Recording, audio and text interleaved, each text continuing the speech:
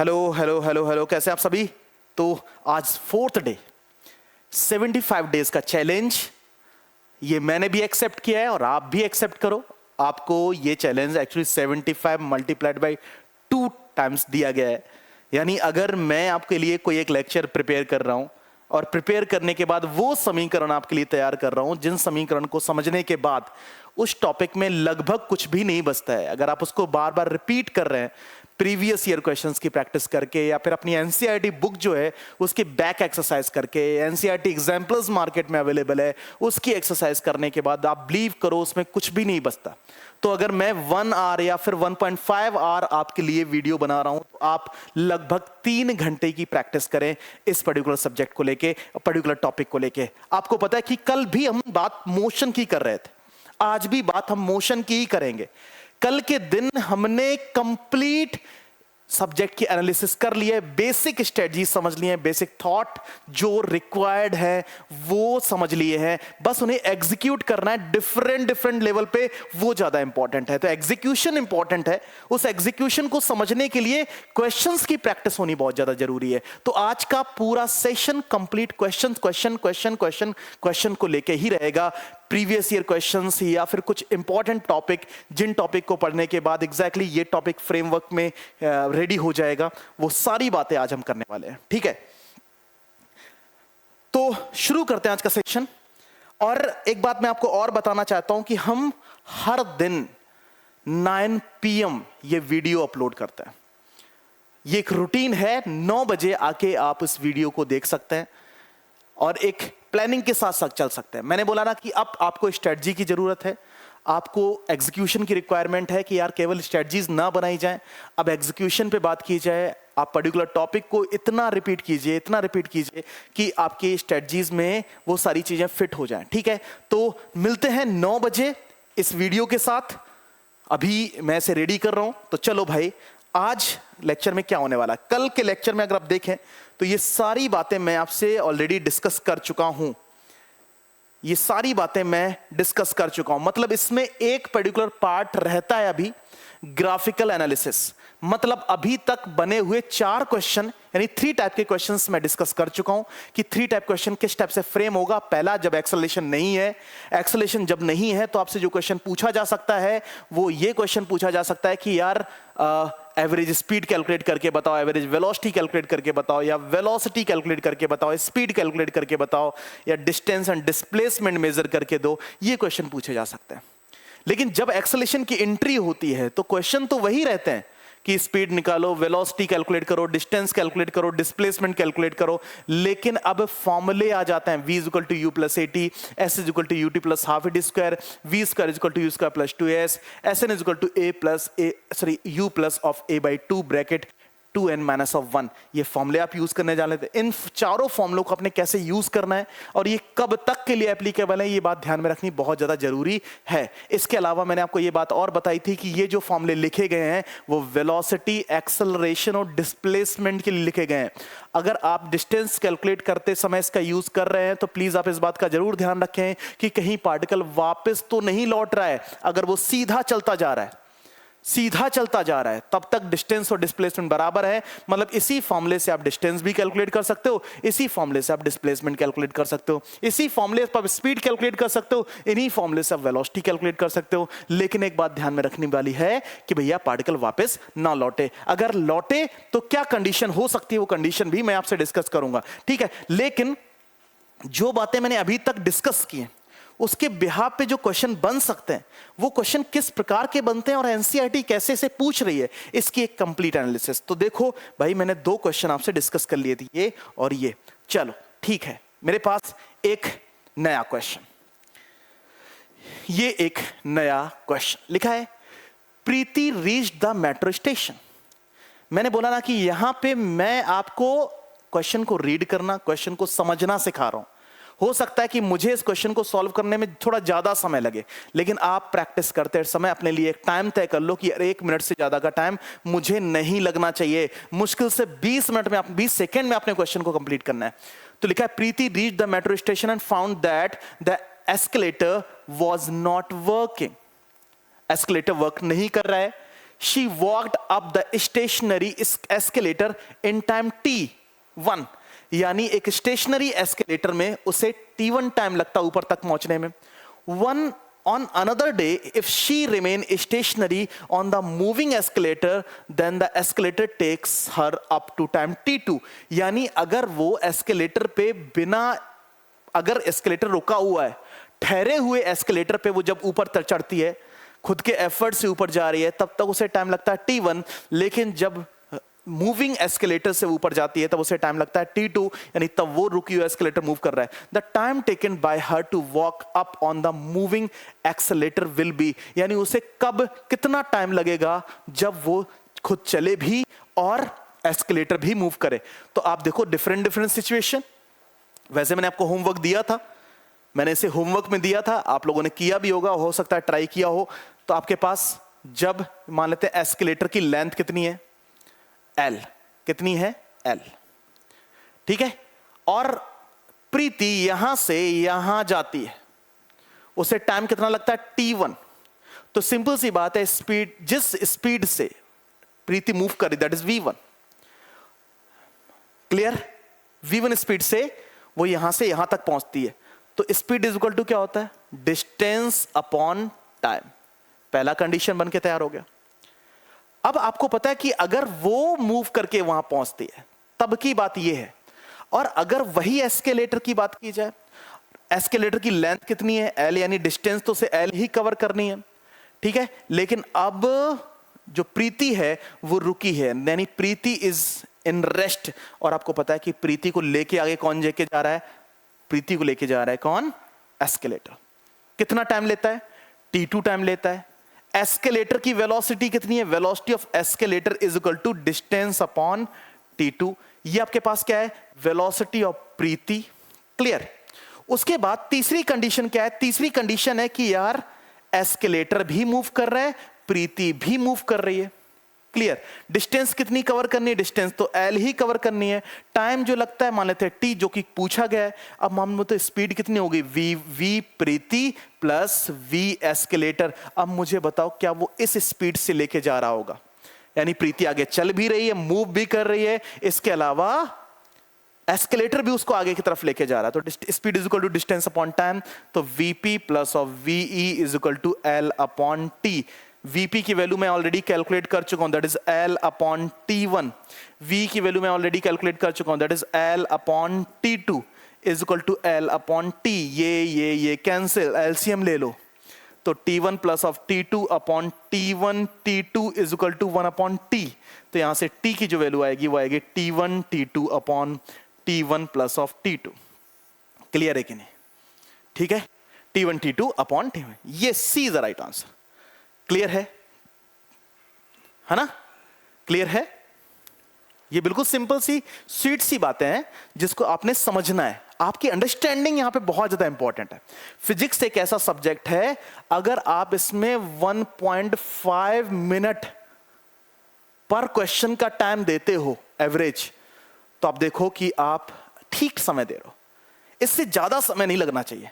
मतलब आपको पता है कि अगर आप नीट का एग्जाम देने जा रहे हो तो नीट के एग्जाम के लिए आपको 180 मिनट ना देके, आप इसको 180 मिनट ना मान के प्लीज आप इसे 160 मिनट ही माने. 160 मिनट, यानी आपको क्वेश्चन जो सॉल्व करने हैं वो 160 मिनट में सॉल्व करने, जिसमें 30 मिनट से ज्यादा का समय बायोलॉजी में नहीं लगना चाहिए और 50 मिनट से ज्यादा का समय केमिस्ट्री में नहीं लगना चाहिए. बाकी बचे आपके पास 80 मिनट, यानी लगभग 80 मिनट आपने फिजिक्स के लिए बचा के रखने, है ना. फिजिक्स में थोड़ा समय लगता है, कैलकुलेशन भी थोड़ा समय लगता है. तो आपको पता है कि बहुत सारे, लेकिन फिजिक्स में बहुत सारे ऐसे क्वेश्चन में आपको मिलेंगे जो क्वेश्चन आपको सॉल्व नहीं करने पड़ेंगे, टू द पॉइंट है. ये नीट की बात है.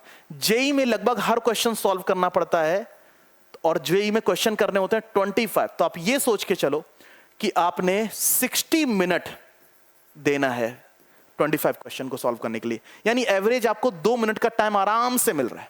और 2 से 2.5 मिनट के टाइम में अगर आप क्वेश्चन को सॉल्व करने बैठते हो, आराम से सॉल्व हो जाएगा, कोई मुश्किल नहीं है 2 से 2.5 मिनट.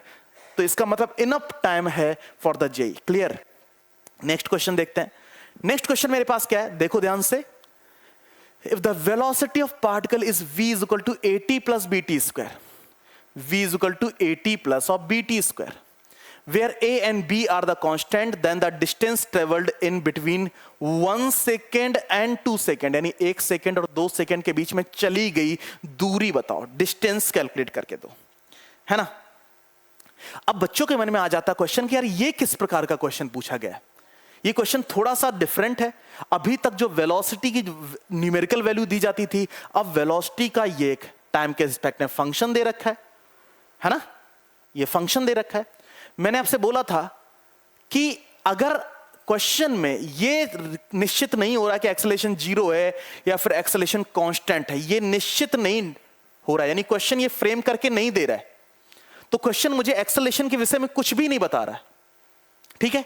यानी एक्सेलरेशन अगर मुझे ये बोलता कि एक्सेलरेशन जो है वो 0 है या फिर एक्सेलरेशन कांस्टेंट है, तो मुझे ऑलरेडी पता होता ये किस प्रकार के क्वेश्चन बन के आ रहा है। लेकिन यहां पर एक्सेलरेशन के विषय में कोई भी इंफॉर्मेशन नहीं, और वेलोसिटी टाइम का फंक्शन है, और जब भी टाइम का फंक्शन आपको मिलेगा तो आपको पता है डिस्टेंस कैलकुलेट करना है। तो v इज इक्वल टू क्या होता है, dx बाई dt, और v की वैल्यू कितनी है, that is at plus of bt square. तो dx इज इक्वल टू यहां पे क्या आ गया, at plus of bt square of dt, integrate both side. dx को जब आप सॉल्व करेंगे, यानी आपने कहां से कहां तक distance travelled by it between 1 to 2 second, यानी लिमिट क्या है 1 to 2 सेकेंड, है ना। कैलकुलेट करो डिस्प्लेसमेंट, यानी 0 से x, पहले डिस्प्लेसमेंट 0 था, अब डिस्प्लेसमेंट मान लेते हैं x है, तो that is equal to at square by 2 plus bt cube by 3, limit 1 to 2। सबसे पहले अपर लिमिट प्लेस करो, 2 2 जा 4, 4a by 2, 4a by 2 plus 2 2 जा 4 2 जा 8b, 8b बाई 3, ये अपर लिमिट आपने प्लेस कर ली, माइनस ऑफ लोअर लिमिट, यानी t की जगह 1 प्लेस करो, that is equal to a by 2 plus b by 3।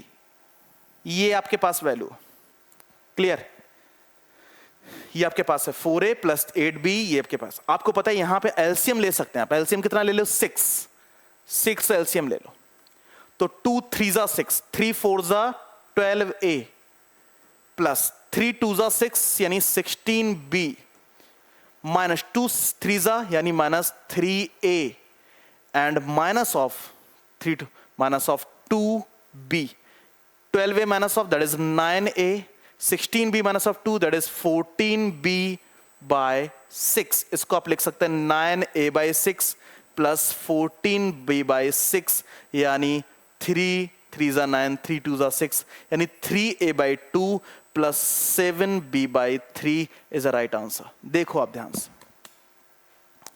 3a by 2 plus 7b by 3, 7b by 3 is a right answer. Clear. आप check करो इसमें कोई आंसर मैच करता हुआ नजर आ रहा है क्या आपको?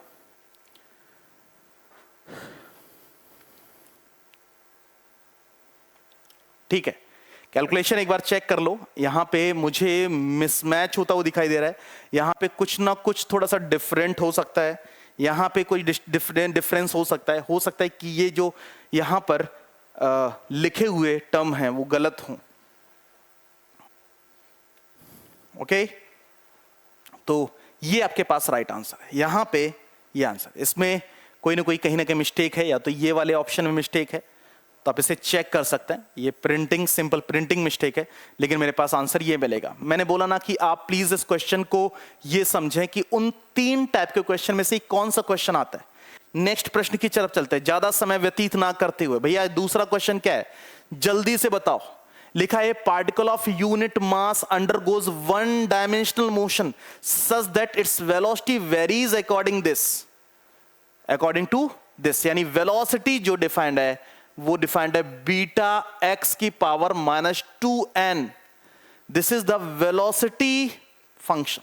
यहां पे वेलोसिटी और पोजीशन के बीच में फंक्शन है। जनरली हमने पढ़ा है वेलोसिटी टाइम फंक्शन के बीच में डिस्प्लेसमेंट टाइम या फिर एक्सेलरेशन टाइम, लेकिन ऐसा जरूरी नहीं कि हर बार टाइम के साथ रिलेट करके फंक्शन बनाया जाए। अभी आपके पास वेलोसिटी और पोजीशन इन वेलोसिटी और डिस्प्लेसमेंट के बीच में रिलेशन दे रखा है। मेरा beta and are constant and x is a position of particle, the acceleration of the particle is a function of x. यानी एक्सेलरेशन आपने फाइंड आउट करना है, एक्सेलरेशन आपने कैलकुलेट करना है।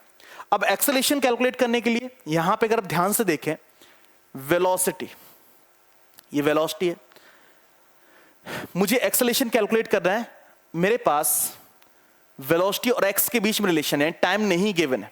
तो एक बात आपको बहुत अच्छे से पता है, वेलोसिटी इज इक्वल टू होता है या फिर एक्सेलरेशन इज इक्वल टू होता है dv अपॉन dt। होता है कि नहीं? आपको पता है dv अपॉन dt मतलब मैं एक काम करता हूं, मैं dx का मल्टीप्लाई एंड dx का डिवाइड कर देता हूं। dx अपॉन dt यानी dv अपॉन dx, ये मैंने कल भी बताया था, dx अपॉन dt यानी आपको पता है rate of change in displacement velocity कहलाता है, v dv by dx is equal to acceleration. यानी एक्सेलरेशन का formula in terms of position is this. Clear? तो आप यहां से एक्सेलरेशन को सॉल्व करना चाहते हैं तो v आपके पास यहां d by D x of v की वैल्यू कितनी है? बीटा x की power minus 2n।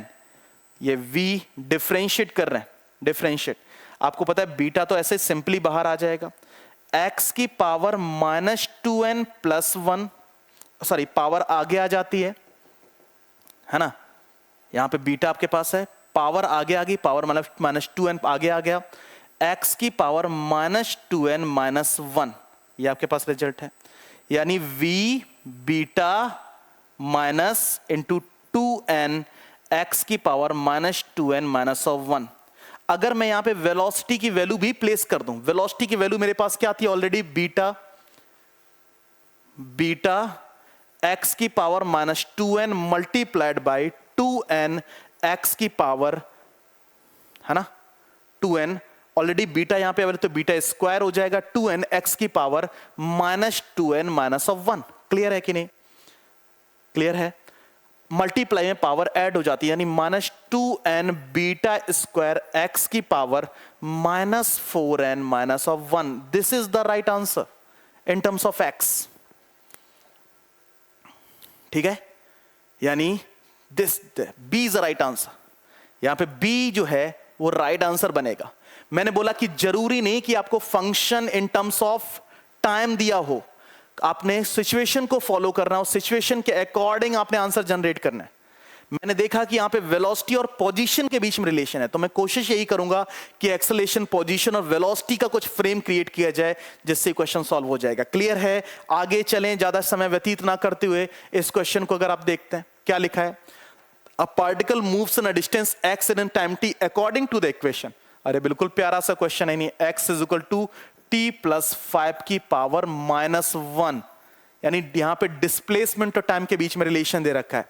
The acceleration of the particle is proportional to, यहां पे एक्सेलरेशन कैलकुलेट करना है। अब एक्सेल यानी पहले से velocity is equal to dx by dt होता है, यानी d by dt of x। x की वैल्यू आपके पास कितनी है? x की वैल्यू है 1 अपॉन t प्लस ऑफ 5। ये आपके पास डिस्प्लेसमेंट की वैल्यू। डिफरेंशिएशन, फर्स्ट, इसे फर्स्ट मान लो, इसे आप सेकेंड मान लो, तो second differentiation of first minus first differentiation of second divided by t plus of 5 का होल स्क्वायर। ये आपके पास 1 का डिफरेंशिएशन 0, यानी minus 1 into 1 upon t plus of 5 का होल स्क्वायर, यानी minus 1 upon t plus of 5 का whole square. This is the velocity and time function. मैंने बोला ना कि आप एक्सेलरेशन से वेलोसिटी में जाना चाहते हो तो आपको एक बार डिफरेंशिएट करना पड़ेगा। Now acceleration is equal to क्या होता है? dv अपॉन dt, यानी अगर वेलोसिटी को टाइम के रिस्पेक्ट में डिफरेंशिएट कर दिया जाए dt, यानी minus 1 upon t plus of 5 का होल स्क्वायर। ऐसा आपके पास मैंने फर्स्ट अपॉन सेकेंड वाला फॉर्मूला यूज कर लिया। क्या? सेकेंड यानी t प्लस 5 का whole square d by d t of minus 1 plus minus minus क्या हो जाएगा? Plus 1 d by d t of t plus of 5 का whole square divided by t plus 5 की पावर 4। क्लियर है? Constant का differentiation 0, ये पूरा पार्ट 0 हो गया। यहां पे मैं इसे डिफरेंशिएट कर रहा हूं 2 टी प्लस ऑफ 5 और 1 divided by t plus of 5 का की पावर 4। ये और ये कैंसिल, यानी 2 अपॉन टी प्लस ऑफ 5 का क्यूब। क्लियर है ना? ये रिलेशन बन के तैयार हुआ। आपके पास 1 जब टी अपॉन टी, ये आपके पास क्या था? देखो x की वैल्यू थी, x की वैल्यू थी। अब मुझे एक्सेलरेशन देखना है, तो acceleration in terms of displacement अगर देखना चाहो तो acceleration is directly proportional to distance का क्यूब। डिस्टेंस का क्यूब आएगा। क्लियर? देखो अब ध्यान से, acceleration is equal to distance का क्यूब, 2 अपॉन टी की पावर टी प्लस 1 की 5 की पावर 3 है ना। और अगर मैं वेलोसिटी के टर्म्स में देखना चाहूं तो एक्सेलरेशन इज, मेरे पास एक्सेलरेशन की value in terms of velocity क्या है? Acceleration is equal to 1 upon t plus of 5 का whole square. Clear? In terms of velocity. तो एक्सेलरेशन आपके पास क्या है? एक्सेलरेशन ये आपके पास, ये टर्म क्या है? ये क्यूब था ना, क्यूब था, ये वैल्यू आई है ना। अब मुझे इन टर्म्स ऑफ वेलोसिटी प्लेस करना है, वेलोसिटी प्लेस करना है। मैंने डिस्टेंस के टर्म्स में देखना तो मेरे पास आंसर 2 है या फिर -2 है, तो मेरे पास ना तो ये वाला आंसर एग्जिस्ट कर सकता है ना तो ये वाला आंसर एग्जिस्ट कर सकता है। इन टर्म्स ऑफ डिस्टेंस आंसर इसका क्या आना चाहिए? तो acceleration is directly proportional distance का क्यूब, अगर मैं डिस्टेंस के टर्म्स में इसका आंसर देना चाहता था। लेकिन अब मुझे वेलोसिटी के टर्म्स में आंसर देना है, वेलोसिटी के टर्म्स में आंसर देना, तो एक्सेलरेशन इज इक्वल टू कितना है? 2 अपॉन टी प्लस ऑफ 5 का क्यूब। क्लियर? और वेलोसिटी कितना है? वेलोसिटी है 1 अपॉन टी प्लस ऑफ 5 का स्क्वायर। यहां से एक काम कर दो, 1 अपॉन टी प्लस ऑफ 5 की वैल्यू क्या अंडर रूट ऑफ v के बराबर होगी, या फिर v की पावर 1/2 के बराबर होगी कि नहीं? एक काम करते हैं, v की पावर 1/2 की पावर 3 कर देते हैं, that is equal to v की power 3/2 is a right answer. तो acceleration is directly proportional to velocity के पावर 3/2। क्लियर है ना? है ना? तो इन टर्म्स ऑफ डिस्प्लेसमेंट आप कैलकुलेट करना चाहते हो या फिर इन टर्म्स ऑफ वेलोसिटी आप कैलकुलेट करना चाहते हो, वो आपने देखना पड़ेगा। मैंने in terms of velocity answer ये दे दिया, और इन टर्म्स ऑफ डिस्प्लेसमेंट में आंसर क्या दूंगा? इन टर्म्स ऑफ डिस्प्लेसमेंट में ये आंसर दूंगा। ठीक है? इन टर्म्स ऑफ डिस्प्लेसमेंट तो आपको डायरेक्ट समझ आ गया होगा कि यार आपके पास डिस्प्लेसमेंट जो डिस्प्लेसमेंट था वो कितना था? डिस्प्लेसमेंट था 1 अपॉन टी की पावर 5, ये डिस्प्लेसमेंट था। तो सिंपल सी बात, यहां पे क्या है? 1 अपॉन टी प्लस 5 की पावर क्यूब था, इस वजह से वो क्यूब के साथ रिलेशन है, और वहां पे मैंने उसे कुछ इस टाइप से सॉल्व किया। क्लियर है ना? तो एक बेसिक से रिलेशन, बेसिक सी कैलकुलेशन, और आप इसे सॉल्व कर सकते हैं। मैंने बोला ना कि मैं यहां पे समझा रहा हूं तो हो सकता है 2 मिनट का समय लग गया हो, लेकिन 2 या 3 मिनट का समय लग गया हो, लेकिन आपको 1 मिनट से ज्यादा का समय नहीं लगना चाहिए इस क्वेश्चन को सॉल्व करने के लिए। नेक्स्ट क्वेश्चन आपके पास ये, देखो क्वेश्चन क्या है।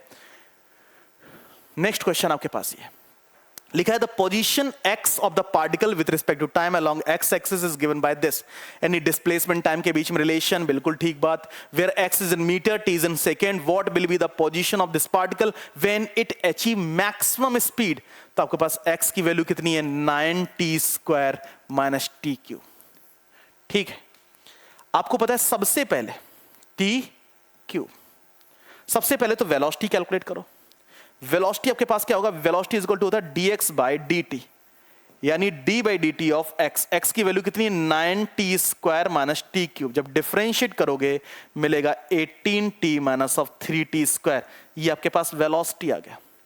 अब वेलोसिटी मैक्सिमम, किसी भी फंक्शन का मैक्सिमा अगर फाइंड आउट करना होता था, है ना, तो डिफरेंशियल कैलकुलस में आपको पढ़ाया जाता है कि अगर मैं उसका रेट ऑफ चेंज 0 के बराबर कर दूं, यानी अगर मैं dv बाई dt की वैल्यू 0 के बराबर कर दूं, तो मुझे वो टाइम पता चल जाएगा जिस टाइम वेलोसिटी मैक्सिमम थी। तो d by dt of v की वैल्यू कितनी है? That is 18t minus of 3t², that is equal to 0, that is 18 minus of 3 2 6, t is equal to 0, यानी t is equal to 18 by 6 in 3rd second, यानी 3 second के बाद velocity maximum होगी। उस time displacement calculate करना, उस time displacement calculate करना। तो x is equal to 9 t की पावर, t आपके पास कितना है 3 का स्क्वायर माइनस 3 का क्यूब। क्लियर? तो 3 3 जा 9, 9 जा 81 माइनस 3 3 जा 9, 3 जा 27। ये आपके पास कितना आ जाएगा 4 5 54। 54 इज द राइट आंसर। बोला कि वो समय, वो डिस्प्लेसमेंट बचाओ जब वेलोसिटी मैक्सिमम है। तो सबसे पहले मैंने क्या किया, वेलोसिटी निकाली। आप किसी भी फंक्शन का या किसी भी रिलेशन का मैक्सिमा निकालते हो तो उसका रेट ऑफ चेंज 0 के बराबर करते हो, रेट ऑफ चेंज 0 के बराबर करते हो। ये चीजें आपने याद सी कर ली। नीट वाले छात्र जो हैं और जेई वाले जो जेई मेन का जो प्रिपरेशन कर रहे हैं, कुछ चीजें आपको याद करके चलनी पड़ेंगी जिससे आप क्विकली वहां पे रिस्पॉन्ड कर पाए। वहां पे इतना सोचने का समय नहीं होता कि वहां पे अपने आप थॉट प्रोसेसेस यूज कर रहे हो कि एग्जैक्टली ऐसा क्यों हुआ होगा। तो कुछ चीजें आपको याद करनी पड़ती हैं जल्दी से क्वेश्चन को सॉल्व करने के लिए। नेक्स्ट क्वेश्चन आपके पास क्या है, देखो मेरे पास नेक्स्ट क्वेश्चन क्या है। The displacement x of the particle varies with this, where a this is a positive constant, the velocity of the particle। अरे भाई बस आपने एक बार डिफरेंशिएट करना है। तो x इज इक्वल टू क्या है a e की power minus of alpha t, क्या alpha t plus b e की power minus of beta t. This is the displacement and time relation. This is the time distance displacement and time relation. मुझे velocity calculate करनी है, क्या करना पड़ेगा dx by dt करना पड़ेगा, यानी d by dt of x। x की वैल्यू आपके पास कितनी है a e की power minus alpha t plus b e की power minus of beta t. Further इसे सॉल्व कर लो, a कांस्टेंट है बाहर आ गया, e to the power minus of alpha t का डिफरेंशिएशन वही आएगा, साथ में माइनस ऑफ अल्फा टी का आंसर माइनस ऑफ अल्फा आएगा प्लस ऑफ बीटा e की power minus of beta t into minus of beta आएगा। ये रिजल्ट आया माइनस अल्फा ए e की power minus alpha t minus b beta e की power minus of beta t, beta t. तो मेरे पास यहां माइनस कॉमन आ जाएगा, a alpha e to the power minus alpha t plus beta b e to the power minus of beta t. ये आपके पास answer है इसका। क्लियर? तो लिखा है decreases with time, independent of alpha and beta, drop to zero when alpha is equal to beta, increase with time. ठीक है? तो आपको पता है, आप देख पा रहे हो कि जो ये माइनस साइन है, माइनस साइन सबसे पहले तो रिटार्डेशन बता रहा है कि यानी acceleration is opposite to the displacement. तो इसका मतलब ये रिटार्डेशन है। रिटार्डेशन, रिटार्डेशन का मतलब ये है the velocity of the particle decreases with time। ठीक है? दूसरी बात, अगर अल्फा को बीटा के बराबर कर दिया जाए, अल्फा को बीटा के बराबर भी कर दोगे तो आपके पास अल्फा बीटा अगर बराबर हो गया तब भी ये आंसर 0 नहीं होगा। तो इसका मतलब ये आंसर नहीं होगा। B independent of alpha beta नहीं दिख रहा है, डिपेंडेंट है। इंक्रीज विद टाइम नो, तो डिक्रीज विद टाइम। यहां पे acceleration opposite to the displacement होने के बाद आप वेलोसिटी के बारे में बात कह सकते हो। क्लियर है ना? ये क्वेश्चन नेक्स्ट रहा। देखो क्वेश्चन क्या है, क्वेश्चन देखो। और मैंने बोला ना कि यार हम इसमें इतने टाइप के, यानी इतना maximum type of question previous year question के एनालिसिस कर लेंगे जिसमें सारे टर्मिनोलॉजीज फिट आ जाती हैं। लिखा है एक कार एक्सेलरेट फ्रॉम रेस्ट, यानी initial velocity 0, accelerate with constant rate alpha, यानी पहले वो एक्सेलरेट करता alpha metre per second square से। ठीक है? For some time after which decelerate with constant, यानी कुछ देर बाद एक वेलोसिटी को अचीव करने के बाद वो डी एक्सेलरेट करता by beta metre per second square, और फाइनल वेलोसिटी कितनी कर देता है 0 कर देता है। तो इसका मतलब यहां पे 2 मोशन डिफाइंड है, यहां से लेके यहां तक एक मोशन डिफाइंड और यहां से लेके यहां तक 2 मोशन डिफाइंड है। ठीक है? Comes to the rate if the total time elapsed is t, यानी पूरा टाइम यहां से लेके यहां तक जो टोटल टाइम लगा है, टोटल टाइम जो लगा है कितना है, टोटल टाइम t लगा है। अब टोटल टाइम लगा t, then the maximum velocity, भाई मैक्सिमम वेलोसिटी तो यही होगी भाई, एक्सेलरेट करा लगातार वेलोसिटी इंक्रीज हुई, यही तो मैक्सिमम, फिर डिक्रीज होने लग गई तो मैक्सिमम, यानी इसका मतलब v की वैल्यू फाइंड आउट करनी है। 2 पोर्शन, अगर मैं यहां से यहां तक लगा टाइम t1 और यहां से लगा यहां तक टाइम t2 ले लूं, इस वाले पोर्शन को सॉल्व करते हैं। अगर मैं इस वाले पोर्शन को सॉल्व करूं तो v is equal to u plus of at लगा दूं। इन्फॉर्म्ड है v कितना है v कैलकुलेट, वही तो पता करना है। u कितना है 0, a कितना है अल्फा t1, इसका मतलब पहली इक्वेशन आपके पास ये बन गई।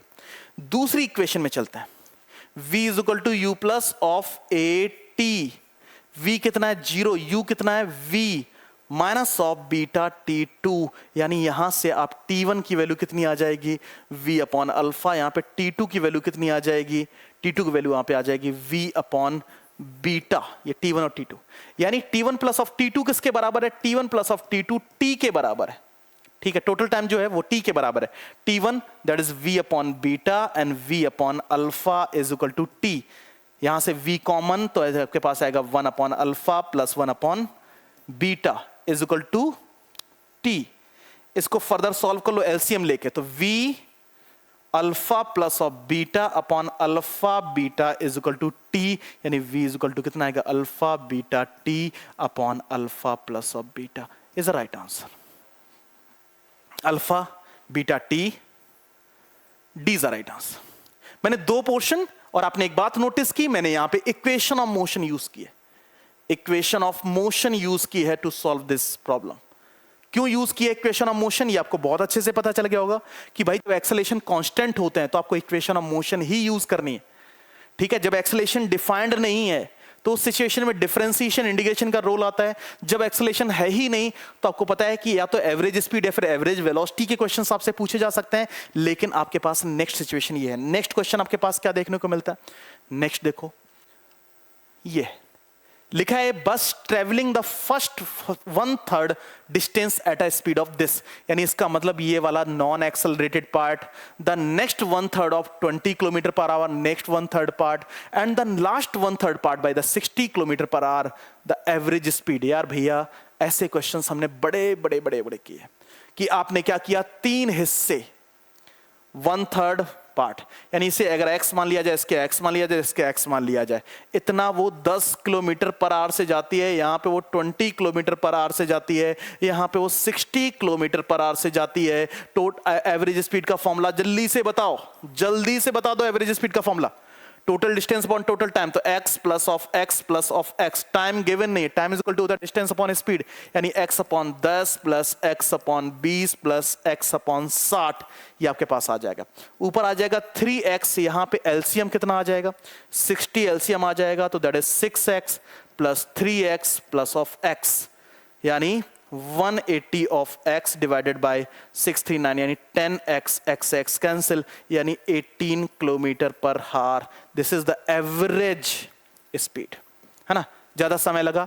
अब देखो 1991 में आया हुआ क्वेश्चन है, लेकिन समय यहां पे ज्यादा नहीं लग रहा है, ओल्ड एनसीईआरटी से उठाया हुआ क्वेश्चन है। ठीक है, तो फिजिक्स भी एनसीईआरटी से ही पिक करके। नेक्स्ट क्वेश्चन आपके पास क्या है, नेक्स्ट क्वेश्चन मैं चाहता हूं कि आप लोग ट्राई करें।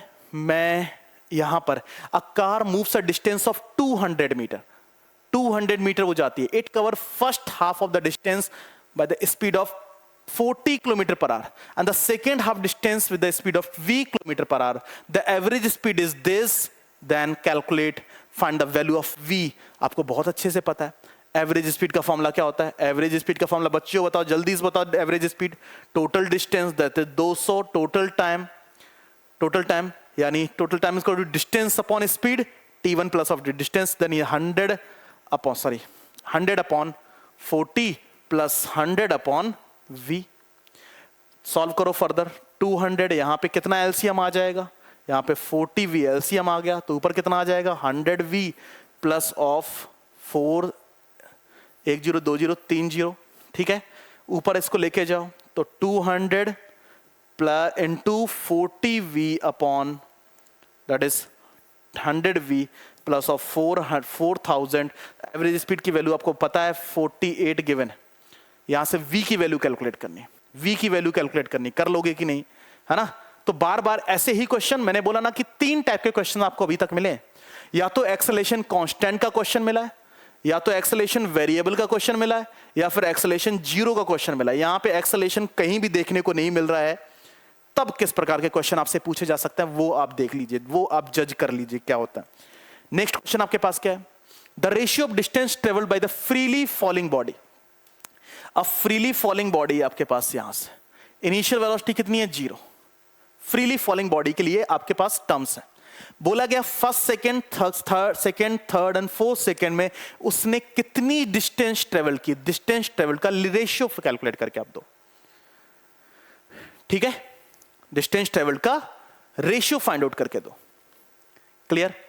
अब आपको यह बहुत अच्छे से पता है, फर्स्ट सेकेंड में अगर मैं डिस्प्लेसमेंट और टाइम के बीच में रिलेशन करके बताऊं आपको, डिस्टेंस और टाइम के बीच में रिलेशन क्या होता है? जो डिस्टेंस है that is ut plus of half at square. आपको ये बहुत अच्छे पता है। यहां पे ये इक्वेशन ऑफ मोशन क्यों लगाई जा सकती है? क्योंकि एक्सेलरेशन कांस्टेंट, एक्सेलरेशन कांस्टेंट है।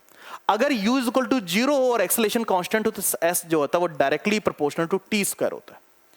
तो फर्स्ट सेकेंड, अगर मैं फर्स्ट सेकेंड की बात करूं तो डायरेक्टली प्रोपोर्शनल टू 1 का स्क्वायर, पहला। दूसरे वाले पार्ट की बात करूं तो आपको पता है दूसरे वाले पार्ट में आपके पास क्या हो जाएगा? S1 plus of S2 is directly proportional to कितना आ जाएगा?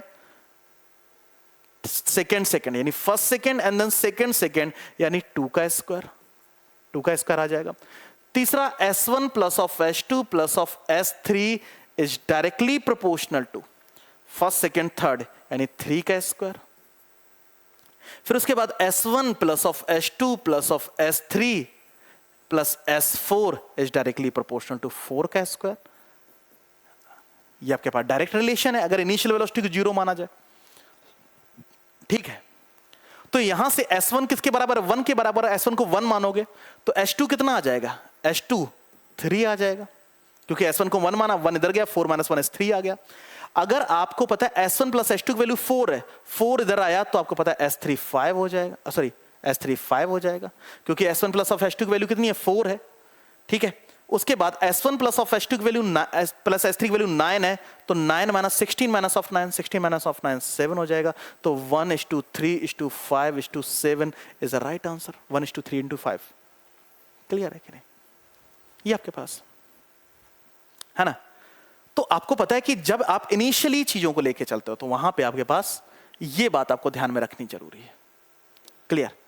नेक्स्ट क्वेश्चन आपके पास क्या है? नेक्स्ट क्वेश्चन है, लिखा है small block slides down on a smooth incline plane starting from rest. Starting from the rest का मतलब हो गया क्या? स्टार्टिंग फ्रॉम रेस्ट मतलब इनिशियल वेलोसिटी 0। इनिशियल वेलोसिटी कितनी होगी? 0 होगी। A small block slide down on a smooth inclined plane at time t is equal to 0. Let Sn be the distance traveled by the block in interval t is equal to n minus 1 and t is equal to n. Then ratio of Sn upon Sn plus of 1 is question mark. Clear? तो मैं सबसे पहले क्या कर लूंगा? मैं एक inclined plane बना लूंगा। यहां से आपने किसी ऑब्जेक्ट को रिलीज किया, इनिशियल वेलोसिटी 0 थी, इंक्लाइन के साथ एंगल थीटा बना लिया, एक्सेलरेशन मान लेते हैं a मान लिया आपने। ठीक है, t is equal to 0 पे late Sn be the distance traveled by the block inter time interval t is equal to n minus 1 से n, यानी जो Sn है वो कितना है? Sn जो है वो कितना है? यानी ns सेकेंड में डिस्प्लेसमेंट। अब ns सेकेंड में डिस्प्लेसमेंट का फॉर्मूला क्या होता है? Sn इक्वल टू आपके पास कितना आ जाएगा? ut plus of half of at square. Clear? ns second में डिस्प्लेसमेंट का फॉर्मूला क्या होता है? ये आपके पास ut plus of at, u कितना है? 0, तो half of a n square. This is the n। और अगर मैं यही n प्लस 1 सेकेंड की बात करूं तो n प्लस ऑफ 1 आपके पास कितना आ जाएगा? Half of a n plus of 1 का होल स्क्वायर। ठीक है, ये this is the displacement n second. Sorry, I am sorry, SNS second वाला फॉर्मूला लगाओ ना। ns सेकेंड यानी Sn इज इक्वल टू कितना हो जाएगा? u plus of a/2 bracket 2n minus 1। तो मेरे पास कितना आएगा? u तो 0 है, that is a/2 2n minus of 1। ये आपके पास कितना है? Displacement in ns second. और अगर मैं displacement in n plus of 1 second की बात करूं तो मेरे पास क्या होगा? u plus 0 plus of a/2 bracket 2n की जगह n प्लस ऑफ 1 माइनस 1। ये आपके पास कितना आएगा? a/2 bracket 2n plus of 2 minus of 1, that is a/2 bracket 2n plus of 1। Clear? ये Sn प्लस 1। मेरे पास Sn upon ratio find out करना है, तो Sn upon Sn plus of 1। Sn की वैल्यू कितनी है? a by two bracket 2n minus of 1, यहां पे कितनी है a by two bracket 2n plus of 1 cancel, यानी the answer is 2n minus 1 upon 2n plus of 1। Acceleration मैंने दोनों के लिए बराबर माना था क्योंकि एक्सेलेरेशन तो वही है ना, constant acceleration, motion under gravity है। क्लियर। 2021 में क्वेश्चन पूछा गया, आप सोचो कि 2021 में मुश्किल से 1 मिनट से ज्यादा का टाइम इसमें लगेगा नहीं आपसे। ठीक है, नेक्स्ट क्वेश्चन देखो क्या है, देखो यहां से भी लिखा है, person sitting in the ground floor of a building notices through the window of height 1.5 meter a ball dropped from the roof of the building crosses the window in 0.1 second. What is the velocity of ball when it is the topmost point of the window? क्या लिखा है? A person sitting in the ground floor of the building, ground floor of the building notices through the window of height, यानी आपको ground floor है, window की height कितनी है? Window की हाइट है दैट इज 1.5 मीटर। बॉल कहीं ऊपर से आई होगी ऐसे ड्रॉप, ठीक है। अब ball drop from the roof of the building crosses the window in 0, यानी उसको बॉल को यहां से यहां तक पहुंचने में जो टाइम लगता है that is 0.1 second. What is the velocity of the ball when it is the top most point of the window, मतलब वो यहां पे उसकी वेलोसिटी कितनी होगी जब वो टॉप मोस्ट पॉइंट पे था। ठीक है, क्लियर। अब देखने वाली बात है कि यहां से यहां तक जाने में लगा समय पता है, हाइट पता है। ये अगर इस पोर्शन की इनिशियल एक्सेलरेशन तो आपको बहुत अच्छे से पता है, एक्सेलरेशन की वैल्यू तो 10 मीटर पर सेकेंड स्क्वायर ही होगी, है ना। तो मेरे पास यहां पर s is equal to ut plus of half a t square लगा दो, ut plus half of 80 square लगा दो।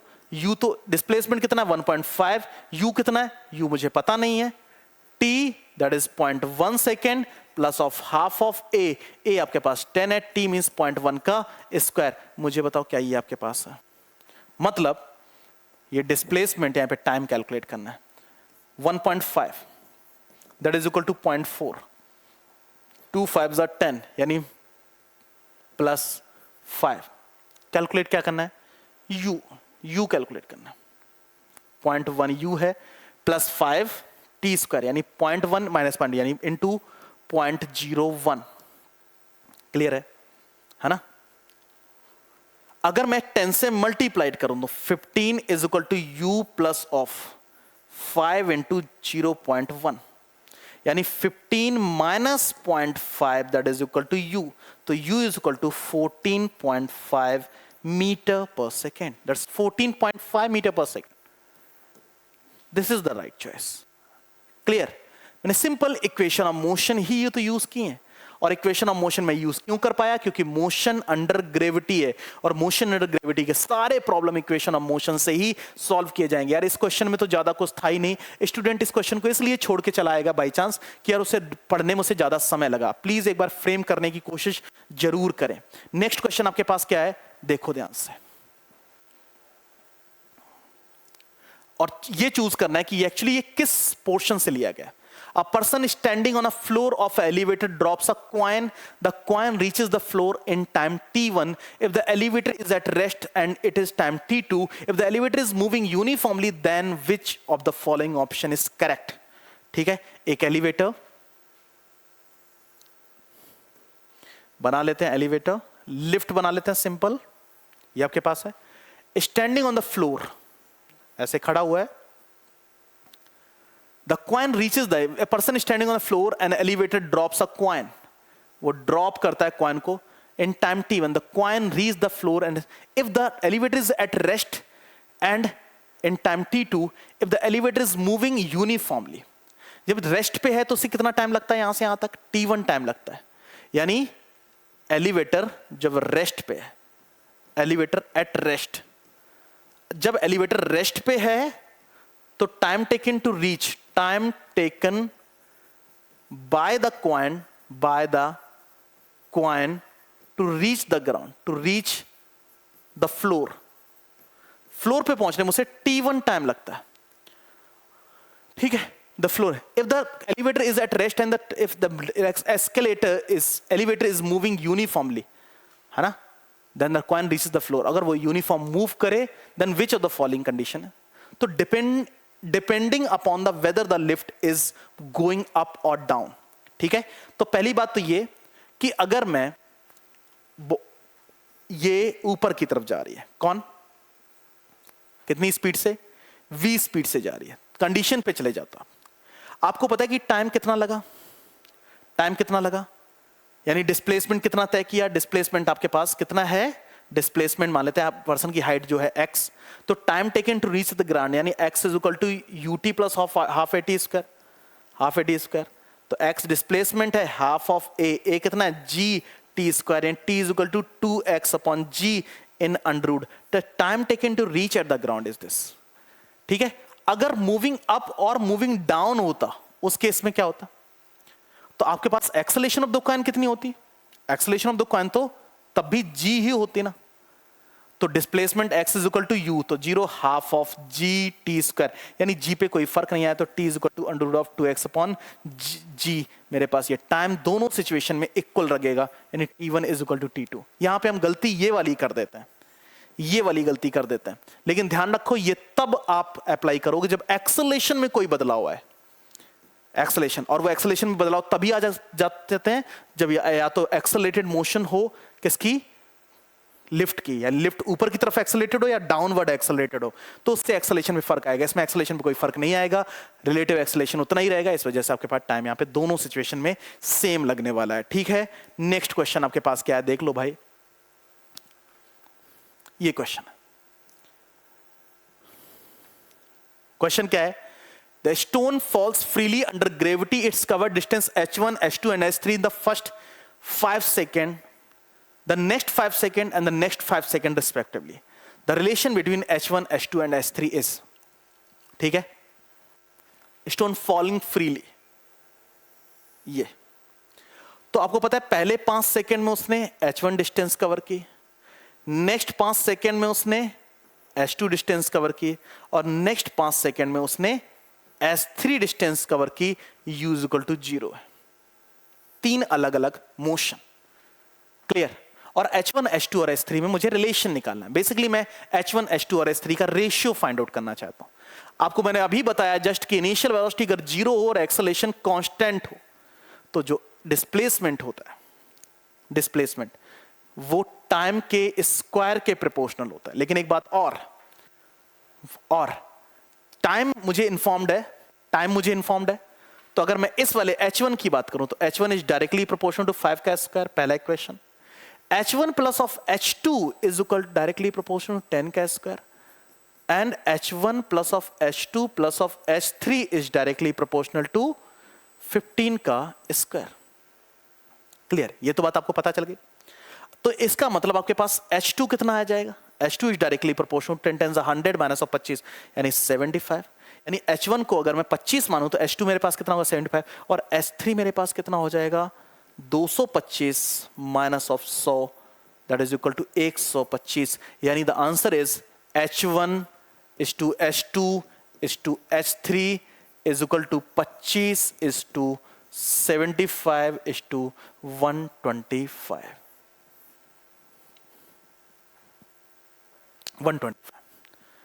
25 से डिवाइड कर दो, अगर आप 5 से डिवाइड करते हो, है ना, 5 5 जा 5, या 25 से 25 1 3 और 5, ठीक है। तो h1 h2 और h3 का ये रेशियो मेरे पास जाएगा। तो h1 is equal to 2 times of h2 is equal to 3 times of h3, no, h2 is equal to 3 times of h1, बिल्कुल ठीक बात है। h2 is equal to 3 times of h1, यानी h1 अगर 1 माना जाए तो h2 कितना है 3 और h3 कितना है 5, तो जो h2 है that is 3 times of h1, और h3 जो है नहीं, बराबर भी नहीं है, और जो h3 है that is 5 times of h1, h3 जो है that is 5 times of h1, तो the answer is this, B is the right answer. Clear, तो ये ट्रिक है, आप इस ट्रिक को समझते हो डायरेक्ट आंसर दे सकते हो, इसमें बहुत ज्यादा कैलकुलेशन करने की आपको जरूरत नहीं पड़ेगी। क्लियर है, डन, आगे बढ़े। नेक्स्ट क्वेश्चन देखो, नेक्स्ट क्वेश्चन आपके पास ये है, a particle cover half of the total distance with the speed of v1 and the rest half distance. अरे यार ये क्वेश्चन तो आप लोग कर लो, ये क्वेश्चन तो आप लोग कर लो, करे भी होंगे है ना। ज्यादातर क्वेश्चंस आप देख पा रहे हैं कि यार मैंने बोला ना कि अभी हम ग्राफिकल सिचुएशन फोर्थ टाइप के क्वेश्चन पे नहीं गए हैं, अभी तक हमने केवल 3 टाइप के क्वेश्चंस ही डिस्कस किए हैं। यानी जब एक्सेलेरेशन या तो 0 है, या फिर एक्सेलेरेशन कांस्टेंट है, या फिर एक्सेलेरेशन वेरिएबल है, तो डिफरेंशिएशन इंटीग्रेशन का यूज करना। नेक्स्ट आपके पास क्या है, a particle moves in a straight line with a constant acceleration. अब एक्सेलेरेशन आ गया, कांस्टेंट है, इक्वेशन ऑफ मोशन लगेगा ही लगेगा। It changes its velocity from 10 meter per second to 20 meter per second while passing through a distance of 135 meter in t second. The value of t is, ठीक है, आपको पता है velocity change यहां पे गिवन है, डिस्टेंस गिवन है, तो v square is equal to u square plus of 2as।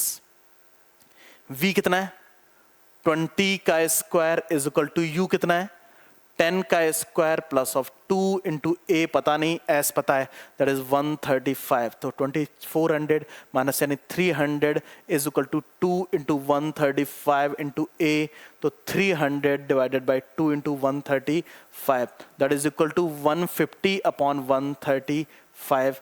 5 से डिवाइड कर दो, 5 3 जा 15 एंड 5 2 जा 10, 3 5 7 जा 35, है ना।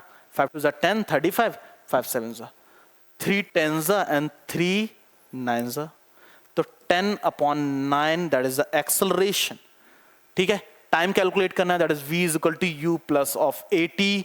v कैलकुलेट, v आपके पास कितना है 20, u कितना आपके पास 10 प्लस ऑफ a कितना कैलकुलेट कर लिया 10 बाई 9 इंटू t, तो that is 10 is equal to 10 by 9 into t। The answer is 9 second, t is 9। तो आपने equation of motion simply use किया है ना। और इक्वेशन ऑफ मोशन क्यों यूज किया है, ये भी बात आपको शायद समझ आ गई होगी कि एक्सेलरेशन कांस्टेंट था, मेरे पास 2 डिफरेंट सिचुएशन थी, मुझे equation of motion he use करनी है। इतना समय हमारे पास है नहीं कि हम सोचें कि कौन सी इक्वेशन ऑफ मोशन यूज करनी है। यार जल्दी से जल्दी आपने देखना है, रिक्वायरमेंट के अकॉर्डिंग आप उसे फिट करने की कोशिश करो, ठीक है। नेक्स्ट प्रश्न आपके सामने ये रहा, Two bodies, A of mass 1 kilogram and B of 3 kilogram, are dropped from the height of 16 meter and 25 meter respectively. The ratio of time taken by them to reach the ground. मैंने बोला था कि अगर आप initial velocity 0 होती है, initial velocity 0 drop किया गया है, एक्सेलरेशन दोनों का कांस्टेंट है, दोनों का सेम एक्सेलरेशन है, मोशन एंड ग्रेविटी। मैंने बोला मोशन मास डिपेंडेंट नहीं होती है, ये भी बात आपको पता है। तो टाइम का फॉर्मूला होता है, टाइम इज इक्वल टू होता है under root of 2h upon g, ठीक है, 2h अपॉन g। तो under root of 2h, h for the 16 divided by g for the 10, clear. 2 5 जा 10 यानी under root of 16 by 5, that is 4 upon under root of 5 second. पहले वाले को कितना time लगेगा और दूसरे वाले को टाइम लगेगा, t is equal to under root of 2h for the 25, g for the 10, 2 5 जा 10, that is equal to 5 upon under root of 5। ये आपके पास रेशियो फाइंड आउट करना था, ratio time taken to reach the ground 16, तो t1 upon t2 that is equal to 4 upon root 5 and 5 upon root 5। Root 5 से root 5 cancel, यानी 4 upon 5 is a ratio, 4 upon 5 is a ratio, clear. कोई मुश्किल बात नहीं थी, है ना। तो हमें फंसना नहीं है, हमें ये चीज थोड़ा सा कंक्लूड करके रखना कि यार हमें चलना कैसे। डन। नेक्स्ट क्वेश्चन देखो क्या है, नेक्स्ट क्वेश्चन आपके पास क्या, man throw ball with the same speed vertically upward after one another interval of 2 second, what should be the speed of throw so that more than 2 balls are in the sky at any time. ये वाला case मैं कहता हूं कि यार भैया अपना effort बड़ा जरूरी होता है, तो ये आप अपना एफर्ट डालो और कमेंट बॉक्स में आओ और कहो कि सर मुझे थोड़ा सा इसको समझाने की कोशिश करो। और अगर आप कमेंट बॉक्स में ऐसा करते हैं तो मैं इस क्वेश्चन को जरूर सॉल्व करके आपको दूंगा, लेकिन पहले आपके अपने एफर्ट होने चाहिए, आप प्लीज इसे करने की कोशिश करना। नेक्स्ट कुछ क्वेश्चन और भी हैं, जैसे आपके पास ये क्वेश्चन, इसको भी आप अपना एफर्ट ही समझो, अपना एफर्ट डालने की कोशिश करो। मैंने बोला ना कि कुछ क्वेश्चंस मेरे और कुछ क्वेश्चंस आपके भी हैं, मेरी अकेली की जिम्मेदारी नहीं है, ठीक है। नेक्स्ट क्वेश्चन आप ये ट्राई करो, आपका अपना एफर्ट है। 3 क्वेश्चन आपका होमवर्क, 4th भी आपका होमवर्क, 5th आपका होमवर्क, 6th आपका होमवर्क, 7। अब आपको पता है कि आप एंटर कर चुके हो 4th टाइप ऑफ प्रॉब्लम है। This is called graphical problem. 4th type of problem में आप एंटर कर चुके हो। तो इसका मतलब सबसे पहले हमें ग्राफ के बारे में थोड़ी बहुत जानकारी कलेक्ट कर लेनी चाहिए। ठीक है, तो एक काम करते हैं, जो मैंने वहां पे लीव कर रखा था उस पर वापस जाते हैं और उसे स्टडी करते हैं एक बार।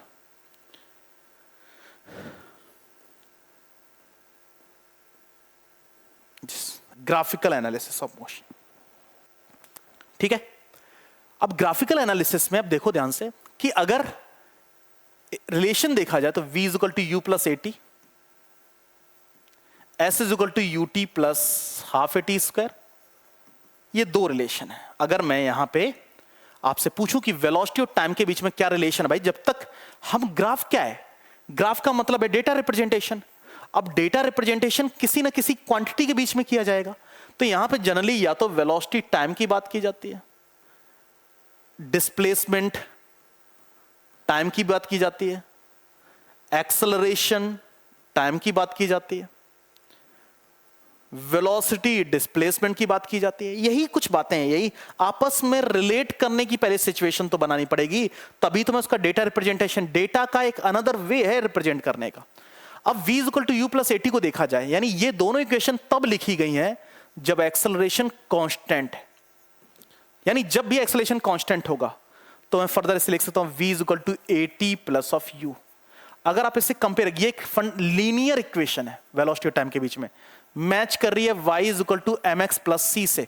ध्यान से देखो m की जगह a लिखा हुआ है।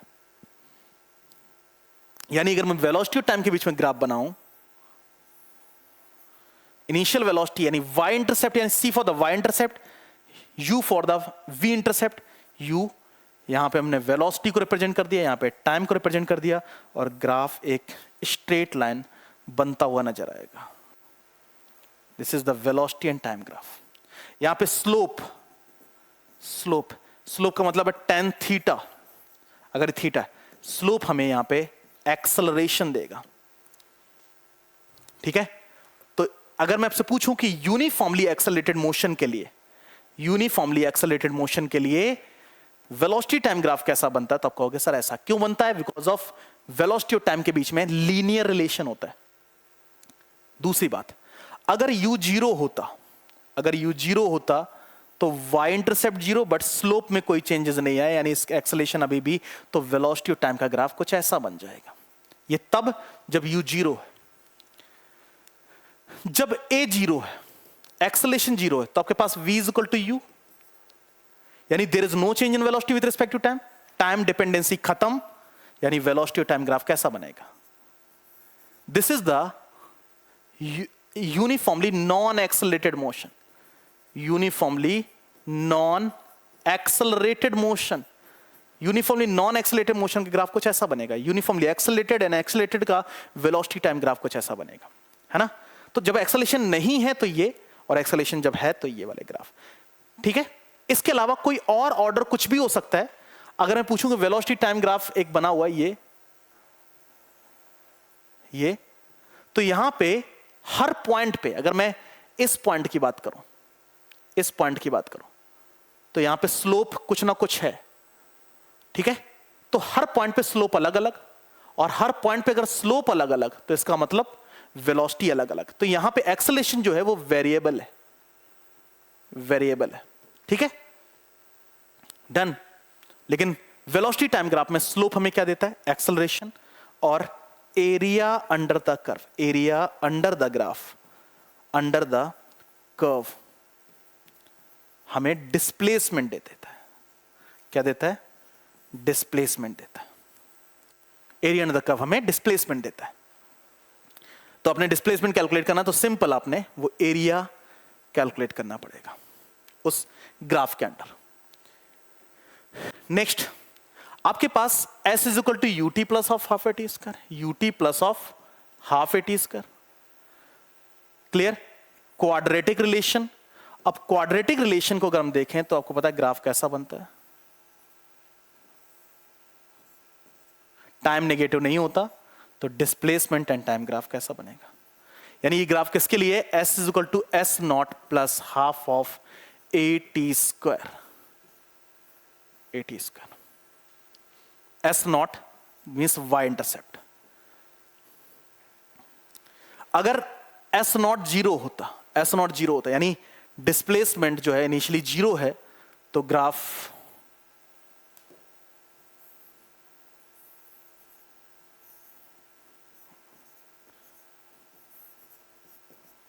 ये ग्राफ बन जाएगा। डन। अगर ए जीरो है तो s is equal to u t, मतलब linear relation, linear relation.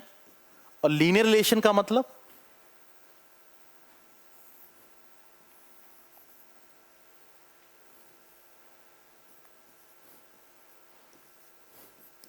Slope हमें क्या देता है? यहां पे कंपेयर करो y is equal to m x plus c से, तो y intercept zero but m की जगह क्या लिखा हुआ है? तो स्लोप हमें क्या देता है?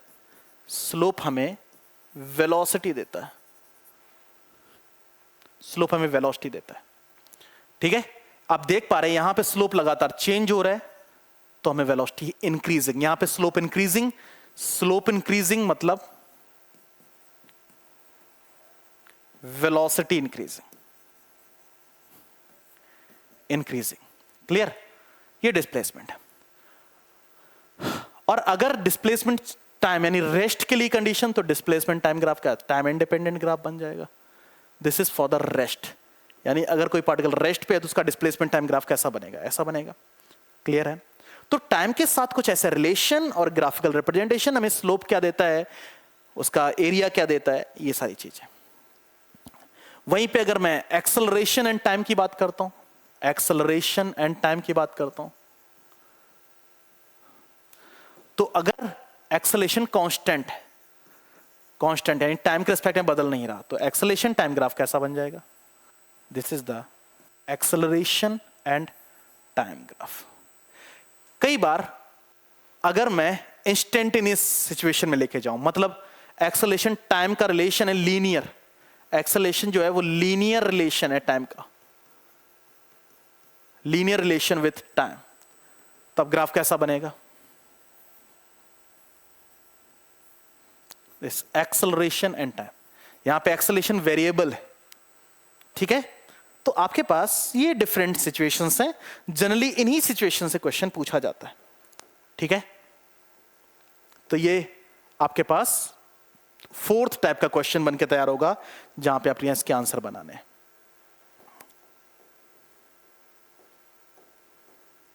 ये देखो लिखा डिस्प्लेसमेंट टाइम ग्राफ, किसके किसी displacement time graph of two particle moving with angle this x axis and the ratio of respective. आपको अभी पढ़ा है डिस्प्लेसमेंट टाइम ग्राफ में स्लोप हमें क्या देता है? स्लोप हमें क्या देता है? वेलोसिटी देता है। तो आपके पास tan 30 is equal to v1 and v2 is equal to tan 45। Clear? यानी पार्टिकल है, दो अलग अलग पार्टिकल हैं, मुझे इनके रेशियो फाइंड आउट करने हैं, वेलोसिटी रेशियो फाइंड आउट करने हैं। तो v1 upon v2 is equal to tan 30 upon tan 45। tan 30 means 1 upon root 3, 45 for the 1, the answer is 1 upon root 3. This is the ratio. अगर 2:1 निकालना होता कि दूसरे का फर्स्ट के रिस्पेक्ट में, तो आंसर √3 हो जाता। क्लियर है ना? Done. Next, the particle shows the distance time graph. किसके किसके बीच में? Distance time graph cover is given by figure the maximum instantaneous velocity of the particle around the point। यानी इस इंस्टेंटेनियस वेलोसिटी मैक्सिमम, जहां पे slope क्या है? Maximum. क्योंकि डिस्टेंस एंड टाइम ग्राफ में स्लोप हमें क्या देता है? वेलोसिटी देता है। स्लोप का मतलब है ढलान, ठीक है? स्लोप का मतलब है ढलान।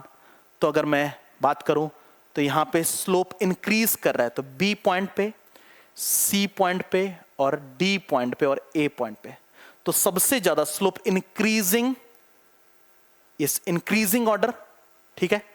और सबसे ज्यादा स्लोप आपको कहां देखने को मिल रहा है? सी पॉइंट पे सबसे ज्यादा स्लोप देखने को मिल रहा है ना? अगर मैं टेंजेंट ड्रॉ करूं तो मुझे ये वाला एंगल बनता हुआ दिखाई देगा। अगर मैं सी पॉइंट की बात करूं तो सी पॉइंट के लिए मुझे ये वाला एंगल बनता हुआ दिखाई देगा। और डी पॉइंट की बात करूं तो स्लोप फिर से डिक्रीज हो गया, ये। तो सी पॉइंट पे स्लोप सबसे ज्यादा, और सी पॉइंट पे स्लोप सबसे ज्यादा मतलब उस पॉइंट पे वेलोसिटी भी सबसे ज्यादा। स्लोप का मतलब आप टेंजेंट ड्रॉ कर लेते हैं simply. Next question, the displacement time graph of the moving particle shown the instantaneous velocity of the particle is negative. तो जहां पे स्लोप नेगेटिव, यहां पे स्लोप पॉजिटिव, एक्स एक्स के साथ कुछ ना कुछ एंगल बन रहा है, पॉजिटिव एंगल बन रहा है, डी पे एंगल 0, सी पे एंगल नेगेटिव, तो सी पे ई पे नेगेटिव और एफ पे फिर से पॉजिटिव। तो आंसर क्या हो जाएगा? ई, जहां पे जो वेलोसिटी है वो नेगेटिव है। क्लियर? नेक्स्ट क्वेश्चन आपके पास क्या लिखा है? विच of the following curves does not represent the motion of one dimension. ठीक है, वेलोसिटी जो है वो इंक्रीज कर रही है, वेलोसिटी इंक्रीज कर रही है एंड देन वेलोसिटी डिक्रीज कर रही है। This is the one dimensional motion. ऐसा हो सकता है वेलोसिटी इंक्रीज कर रही है लगातार क्वाड्रेटिकली, यानी velocity is directly proportional to t square. भले ही यहां पे एक्सेलरेशन जो है वो वेरिएबल आएगा, बट लगातार वेलोसिटी इंक्रीज कर रही है इन मैग्नीट्यूड। यहां पे वेलोसिटी अगर देखा जाए, देखो ध्यान से, एक टाइम पे दो वेलोसिटी, जो कि पॉसिबल नहीं है, ये वाला पॉसिबल नहीं है। ठीक है, ये पॉसिबल नहीं है। यहां पे velocity decreasing increasing direction change, decreasing increasing direction change, ये पॉसिबल है। तो ये मेरे पास यहां पे सी इज राइट आंसर, जहां पे ये ग्राफ पॉसिबल नहीं होगा वन डायमेंशनल मोशन के लिए। ठीक है, नेक्स्ट क्वेश्चन आपको क्या मिलता है? नेक्स्ट क्वेश्चन फिर से मैंने बोला ना कि ग्राफ से हटने के बाद फिर से आपको वही क्वेश्चन देखने को मिल रहा है। मैं कहता हूं आप, ये आपका होमवर्क रहेगा, है ना। इतने सारे क्वेश्चन प्रैक्टिस करने के बाद मुझे ऐसा नहीं लगता कि कुछ भी बाकी रह जाएगा। तो 7 से 8 क्वेश्चन मैंने आपको होमवर्क भी दिए, तो प्लीज इनको थोड़ा सा अरेंजमेंट में, एक ऑर्डर में, मैंने यहां पे जो भी जल्दी किया है आप इसको समझते हुए थोड़ा समय दो यार इसको। मैं अगर इस टॉपिक को लेके आपसे, अगर मैंने मोशन की बात की, मोशन 1D की बात की, और मैं आपके लिए 2.5 आवर एक्सप्लेनेशन में टाइम दे रहा हूं, तो आप प्लीज इसमें कम से कम एक, मतलब 1.5 गुना या 2 गुना लेके जाओ, यानी 5 घंटे की आपकी प्रैक्टिस होनी चाहिए, तब आप सही ट्रैक पे हैं। और एक टाइम ऐसा बन के तैयार होगा जिसमें आपको खुद लगने लग जाएगा कि यस बस आती हैं सारी चीजें। ठीक है, तो आज के सेशन में इतना, मिलते हैं कल, 5वां दिन। और मैंने बोला ना कि यार हर दिन को इंपॉर्टेंट बनाए दो। Thank you so much.